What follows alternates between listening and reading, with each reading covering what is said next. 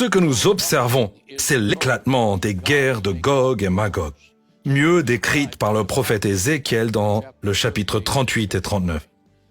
Ézéchiel dit très clairement que dans les derniers jours, Dieu va mettre un crochet dans la mâchoire du roi du Nord, et ce sera la Russie, et les entraîner vers le Moyen-Orient. J'ai écrit le livre Four Blood Moons, les 4 lunes de sang, et j'ai dit qu'après les 4e lunes de sang, quelque chose allait arriver qui lancerait un processus qui aurait un impact dans le monde. En ce moment, les gens en Amérique sont tellement confus par ce qui se passe dans le monde, principalement parce qu'ils sont distraits par la Corée du Nord. Mais ce à quoi nous sommes confrontés est que la Russie est le super joueur. Ils sont connectés à l'Iran, qui construit littéralement une base de pouvoir dans cette partie du monde, et le monde ne le voit pas. La Russie est en train de reconstruire l'ex-URSS. L'Iran est en train de se mettre en place en ce moment. Si vous regardez leur rassemblement géographique, ils reconstruisent l'Empire perse. Sous l'Iran se trouvent le Hezbollah et le Hamas. Ce sont 2 grandes armées qui sont des organisations terroristes. Le Hamas contrôle Gaza, le Hezbollah contrôle le Liban. Ils sont sur les frontières d'Israël. Le Hezbollah dispose actuellement de 150 000 roquettes prêtes à être lancées sur Israël. Ces roquettes seront lancées le jour où l'Iran donnera son feu vert.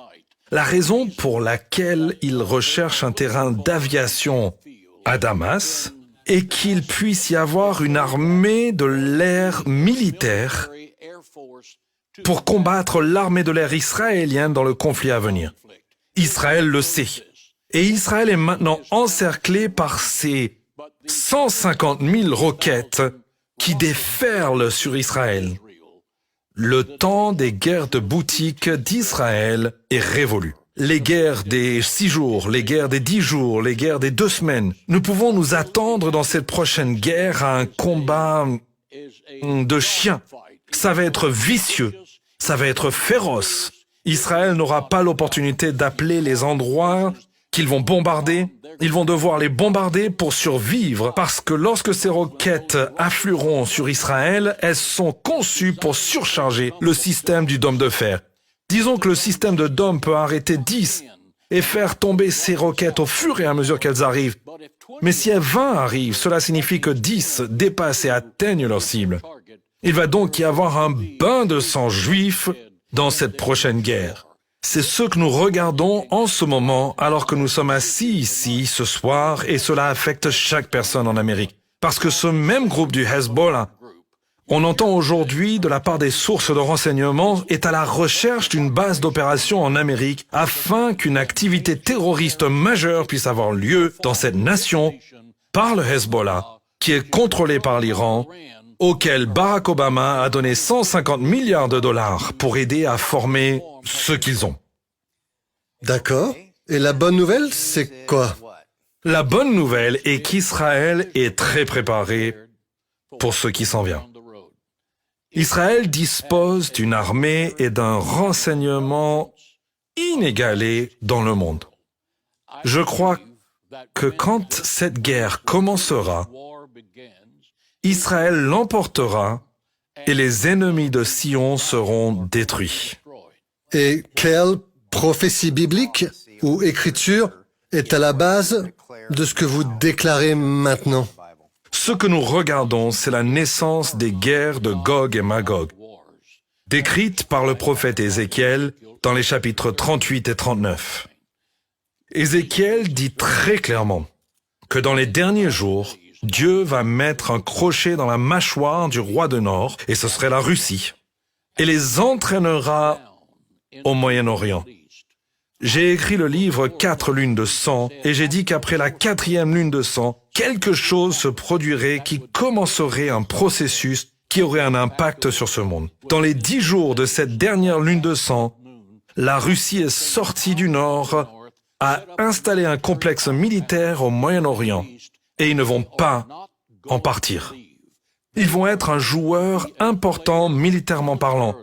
jusqu'à ce qu'ils soient détruits par la main de Dieu, selon Ézéchiel chapitre 38.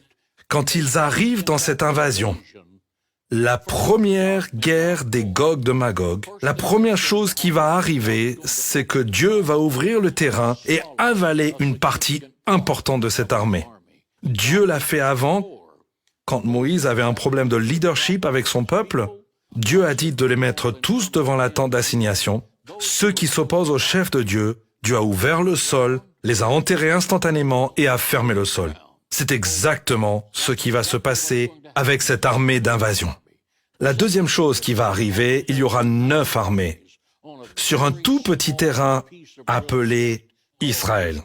Et quand il commence le combat avec 9 armées et 9 langues, la Bible dit que l'épée de chaque homme sera retournée contre son frère. C'est ce qu'on appelle le tir ami. Ils vont s'entre-détruire de manière significative.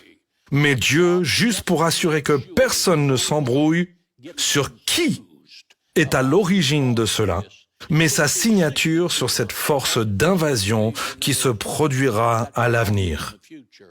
Il envoie des pierres du ciel, selon l'essence textuelle, qui pèsent environ 45 kilos chacune, et qu'il va lapider ceux qui envahissent Israël. 1. Parce qu'il est le défenseur d'Israël. 2. Parce que la lapidation dans l'Ancien Testament est quelque chose qui était fait à ceux qui violent la loi de Dieu. Et Dieu veut que le monde voie qu'il est toujours au contrôle, qu'il a toujours tout pouvoir au ciel, sur la terre, et qu'aucune nation ou groupe de nations ne l'emportera contre Israël.